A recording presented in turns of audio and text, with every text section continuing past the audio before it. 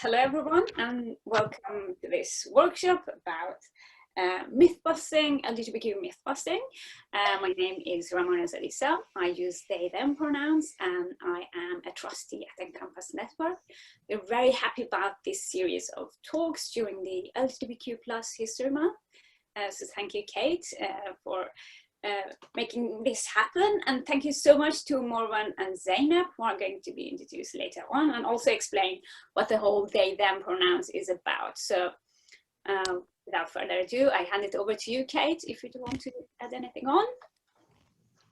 Yeah, I just wanted to say the same again. Thank you, Morwan. Thank you, Zainabb, for joining us. We really appreciate it, and we're really excited to learn more about being an ally, and also learn about some of the myths that it would just be brilliant to know more about, and what we can actively do to be better allies and better friends to the LGBT community. So thank you very much for your time. Thank you. Thanks. Right, well, we'll start with some introductions. So my name is Zainabb, my pronouns are they, them, their, and I identify as genderqueer. Other labels that I'm comfortable with include trans and non-binary. I am a disabled mixed Pakistani Londoner, and I'm currently finishing my master's in Postcolonial Studies at SOAS, the University of London. And I work with the Inclusive Mosque Initiative, as well as doing freelance work as a writer and video editor. My name is Morwan. My pronouns are they, them, theirs, and I personally identify as non-binary. I'm Sudanese-American, and I currently work as a postdoctoral researcher in the Department of Medicine here. And more importantly, I'm an active member of the QTI Coalition of Colour, a Cambridge-based organization for queer, trans, intersex people of colour. So before we get started, please note that gender, sexual orientation and other characteristics that we might refer to in this talk, such as race and disability, are protected characteristics under the 2010 Equality Act, which means it's illegal to discriminate against a person on the basis of these characteristics. And this organisation is required by law to protect people from discrimination on these grounds. I think it's also important to note before we begin the talk that experiences of gender and sexuality are unique to everyone. No identity is a monolith, and there's no single experience of any gender identity or sexual orientation. LGBT plus people, like all people, have unique backgrounds, life experiences, interests, opinions, and personalities, and there's not really any one way to act or show your identity or orientation. So please be respectful of the experiences that people are sharing here. If you feel uncomfortable, please let us know or get in touch after the event. And please keep all questions to the end of the talk. So basically, we have three aims for this talk. First is to educate ourselves. Second is to recognize our prejudices and learn to question them. And finally, to learn to be better allies. Another content notice is that we do mention hate crime, harassment, homophobia, transphobia, racism, and disableism. So we'd like to mention this in advance. So first of all, let's start with the basics. LGBT plus key terms. What does LGBT stand for, and what does each word mean, and what falls underneath the plus? So for LGBT, sorry? Oh, sorry, I was wondering if CC asked a question. Okay, so L stands for lesbian, a woman who is exclusively attracted to women. G stands for gay, which usually means someone who's attracted to people of the same gender as themselves. B stands for bisexual, which means someone who's attracted to more than one gender. And T stands for transgender, a person whose gender is not the same as the gender or sex they were assigned at birth. Thank you. You might also see the acronym LGBTQIA+, and we'll talk about what the plus means and what those other letters also stand for.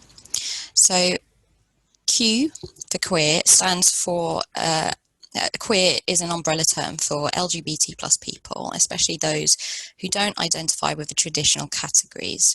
It is a reclaimed slur, so some people still find this term to be offensive, which means that it's best to allow people to self-identify as queer rather than assuming they identify as queer if they are an LGBT plus person. The I in LGBTQIA+ stands for intersex, which is a general term used for a variety of conditions in which a person is born with reproductive or sexual anatomy that doesn't seem to fit the typical definitions of female or male. And the A stands for asexual, someone who experiences little or no sexual attraction. And I will just add briefly to the lesbian definition that is most commonly used to describe a woman who is exclusively attracted to women, but some people who don't identify as women may also identify as lesbians. All right. So gender, what is gender? So the most simple way to put it is how you identify, express, and present yourself. So commonly, like someone who has long hair, who wears dresses and skirts, might say they have more feminine gender expression. There are many different ways you can express yourselves through fashion, hair, facial hair, and makeup. I think one thing that might help you understand this concept is thinking about how your own way of expression has changed from being a child to an adolescent to adulthood. I think it's also important to note that what's considered normal gender expression varies between cultures and over time. Like in the 18th century, it was common for royalty to wear high heels and pantaloons as an expression of power and masculinity, whereas currently that is not considered normal for royalty. Some terms with respect to gender. Cisgender is someone whose gender is the same as the sex they were assigned at birth. Transgender is someone whose gender is different than the sex, who is different than the sex they're assigned at birth. And someone who's non-binary is someone whose gender identity does not fit the male-female binary. It's also important to note that gender is how you identify and is separate than sex, which is a construct based on biology. And I'll get into this more in the next slide.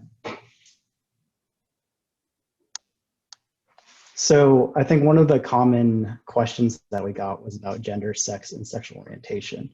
Each of these is different, and there are many different variations. As I mentioned before,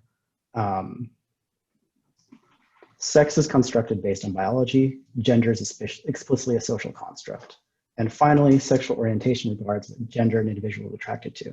And importantly, gender and sexual orientation are how we relate to each other. So there are a lot of different definitions of sex, and it's hard to really find a single one that's accurate. I'm going to be sending out an article from Nature magazine that kind of reviews some of the science behind the complexity of sex. It's written for a general audience, so it's quite interesting. But the most basic definition that Stonewall uses is that sex is a category assigned to a person on the basis of primary sex characteristics, genitalia, and reproductive functions. Sexual orientation is also called sexuality, and simply put, it's the gender that someone is attracted to, the gender or genders that someone is attracted to. And again, I think it's important to focus on gender and sexual orientation because those really dictate how we relate to each other in our day-to-day lives.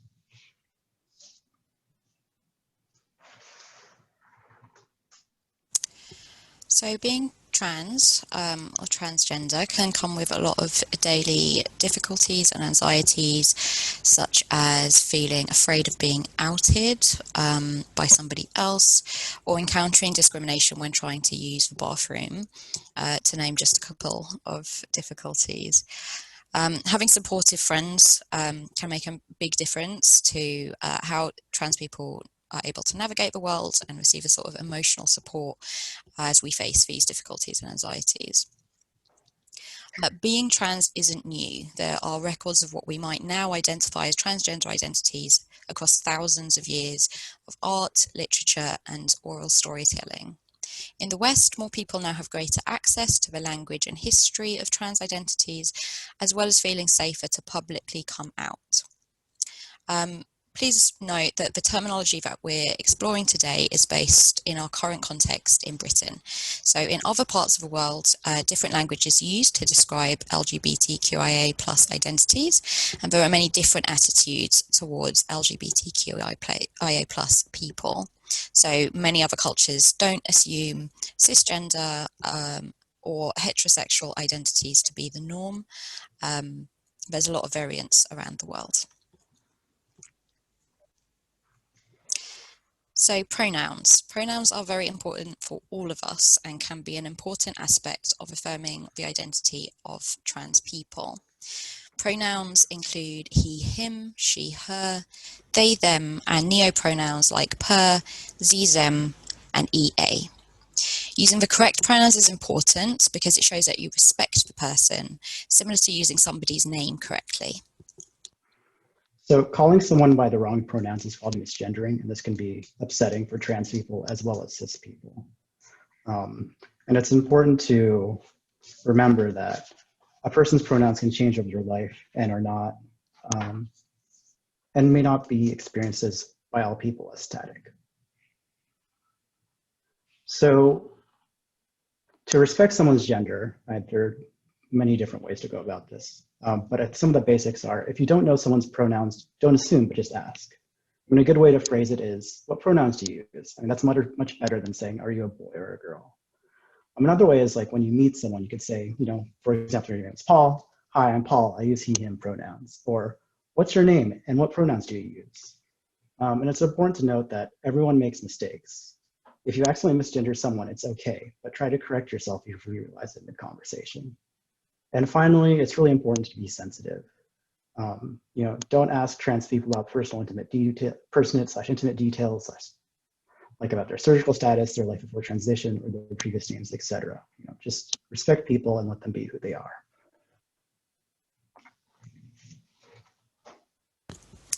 So orientation, as we mentioned earlier, this is about who you're attracted to. So people experience attraction in different ways.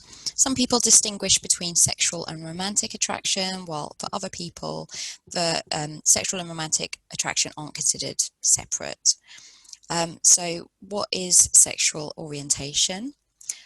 While gender is about who you are and your identity, sexual orientation is about which gender or genders, if any, you're sexually attracted to. And romantic orientation similarly indicates which gender or genders, if any, you're attracted to romantically. Some people don't feel any difference between sexual and romantic attraction, and some people experience little or no sexual and or romantic attraction. So these people might identify as asexual or aromantic or both.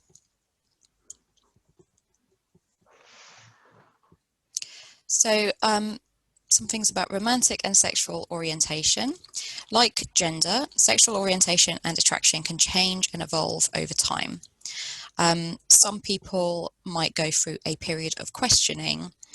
People can question their gender or sexual orientation, but currently the status of questioning is most commonly associated with questioning your sexual orientation. Some people don't like specific labels to describe their sexual or romantic orientation at all. So it's good not to assume people's identities and the labels that they feel comfortable with. Allow people to self-identify when they feel comfortable to do so. So coming out. So coming out is the process in which someone discloses that they're LGBT+. It's really important that this is an individual choice. Don't force someone to come out. And also don't gossip about it or disclose someone's gender or sexuality without their permission, as this could make them uncomfortable or, more importantly, put them in danger. LGBT+ still face disproportionate levels of violence, particularly those who are racialized and / or disabled.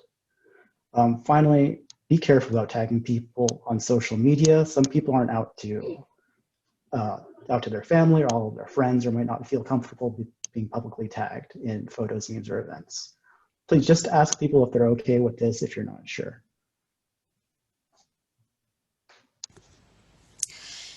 So Stonewall and the Mental Health Foundation have reported that 1 in 5 LGBT+ people have experienced a hate crime or incident because of their sexual orientation and or gender identity in the last 12 months. Nearly half, 45% of LGBT+ pupils, including 64% of trans pupils, are bullied for being LGBT+ in British schools. Currently, 71 countries criminalise same-sex relationships. And because of this, we talk about many reasons why somebody might not yet be out, including the risk of physical and emotional abuse and violence, fear of losing their job, stigma and discrimination from friends and family, or cultural differences. Because coming out is not as important as in some cultures as it is within a lot of white Western culture. So some basic terms of the type of prejudice that LGBT plus people face. Homophobia is prejudice against gay people. Transphobia is prejudice against transgender people. Heteronormativity is the assumption that everyone is heterosexual and that being anything other than straight is deviant from the norm.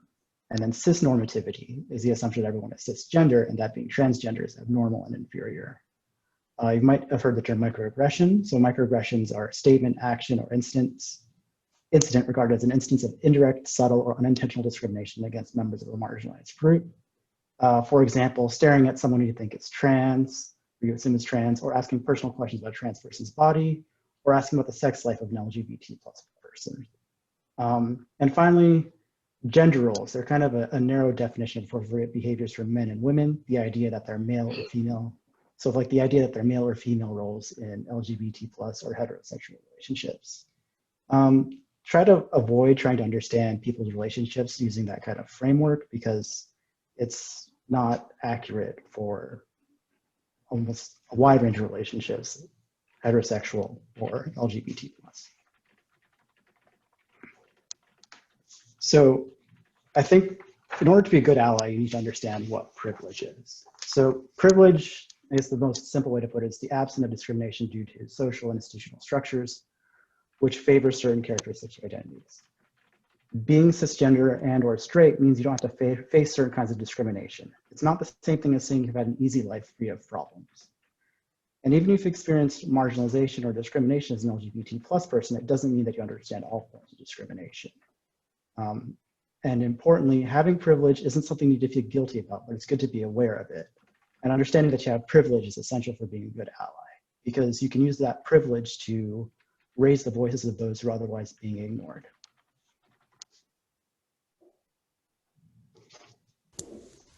So what can you do to challenge stereotypes and be a better ally to LGBTQIA plus people moving forward? So an ally is somebody who supports LGBT plus people and the LGBT plus community, but isn't necessarily LGBT plus themselves. Being an ally is an active practice which requires learning and listening.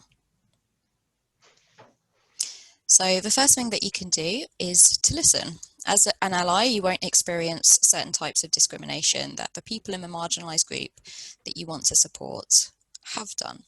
And therefore you should listen and be open to their ideas and opinions. The second thing that's really important is to acknowledge your privilege. As recipients of certain privileges, you should recognise that you are capable of perpetuating systems of marginalisation which have allowed you to have your privilege in the first place. So being able to recognise where you stand in that and how, even inadvertently, you might be upholding somebody else's marginalisation is really important. The next thing is to educate yourself. So do some research about the oppression that the people you seek to work with face. Understand how you can avoid making them feel excluded and make them feel considered, such as being aware of the language that you use and respecting everyone's identity. This is also important because sometimes, and I think especially in professional environments, it can be really draining for marginalised people to be asked those questions themselves directly, especially if you're at work, so as much as you can, read, watch documentaries, listen to podcasts, that kind of thing, so that you're doing your own work as well. And I think on a very basic level, just be kind. I mean, a lot of this sounds complex, but it really is about treating others as you wish to be treated yourself and just respecting who they are. And also, it's also important to be conscious not to overshadow the LGBT plus voices, like speak up for them, but don't talk over them. And then finally, if you come across someone who's perpetuating stereotypes, try to speak with them and challenge their views, and refuse to laugh along and support those who speak up. So some key points. You can't always tell someone's gender based on their appearance or their voice.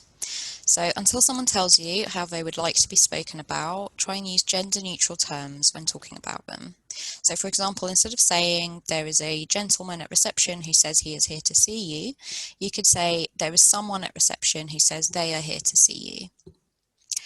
Not everyone's appearance, name or title matches their identification. So people might use a first name or title that isn't the one on their ID. And if you have to ask for ID, remember that people may look different to their picture at first glance. For example, they could be wearing a wig or makeup. And this goes for also, not assuming somebody's identity or the labels that they use. People may use gender-neutral titles and pronouns. So many non-binary people prefer to be described as they rather than he or she. And some of us use the title mix, which is spelt MX, instead of Mr. or Ms. And that's pronounced mix, and some people might say mux. And quite a key point, I think, assume everyone uses the toilet that best matches their gender. We know that there's lots of conversation about this, but people know which toilet to use, and trans people, just like everyone else, should be able to use the facilities they're most comfortable with. If someone asks you where a toilet is, point out where all of the toilets are, including gender neutral and accessible toilets if they're available, so that you're not making assumptions about which toilet that person wants to use. I think the fundamental here is that unless someone is currently actively harming someone in a toilet that you're in, regardless of their identity or the toilet that they're in, let people use the toilet in peace, just as you would like to be able to do. And don't forget that if you make a mistake, just apologize and move on. People will feel more awkward if you make a big deal out of an honest mistake. Just say sorry, correct yourself, carry on with the conversation, and just try and do better next time. All right, before we get to questions, I'd just like to say a couple of things. First, please be respectful and recognize your own privileges and areas of ignorance. It's not appropriate to ask questions that frame gender or sexual orientation as a debate or controversy. To do so is not controversial. It's bigotry and discrimination. We're aware of the way that the mainstream media is currently dehumanizing trans people, and this is traumatic and frightening for many people, many trans people in the UK. Finally, we will provide some resources around this anti-trans rhetoric for people who are interested in learning more and standing up for trans people's rights. Please note that the vast majority of LGBT+ people support and stand with trans people.